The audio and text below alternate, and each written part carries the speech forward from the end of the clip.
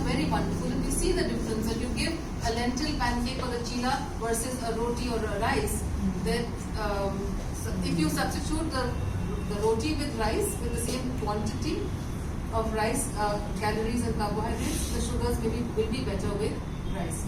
But if you substitute rice with the chila, sugars really fall down. So the way to do a high glycemic food, even if you're having millets as an alternative, is to combine these lentils. So make a chana and jowar roti rather than just the jowar roti. So I was talking about the siri dhanya. The siri dhanya has lower GI, yes, not the bajra and the jowar. Yeah. Correct. So quinoa is now becoming fashionable and easily available. Is a fairly good glycemic index. Buckwheat is low, I think. Kuttu ka atta. Glycemic index is the same as millets. However, it seems to be cross-reacting. So this is another topic. So I will take that question. Sure.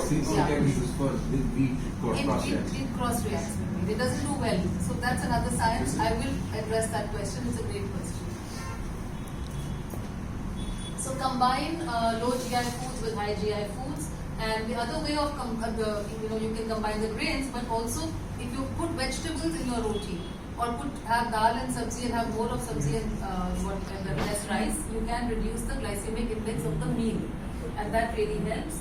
And adding fat, good fats, and proteins and fiber also blunt the sugar response, which is why I guess our ancestors were smarter and they put ghee on the rice, right?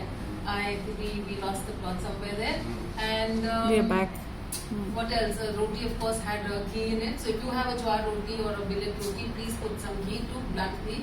And that's why avocados are becoming so fashionable. These are all good fats, and they help to blunt the. So good fats are good for us. I will have time if I have time. I'll talk about it. So something about fats. So why I'm talking about fats in the P of planning is that you must know these are the two things which are most important. Proteins pretty much stay where they are in the quantity and the quality. We prefer plant protein. But the conversation on fats is important because they have been demonized and they have been so controversial all along. The net understanding is that good fats are good for us, and which are the good fats, not the ones which are processed or high heat refined, the ones which are processed or is extracted at low temperatures. They are called cold pressed, or just our natural butter and clarified butter or ghee.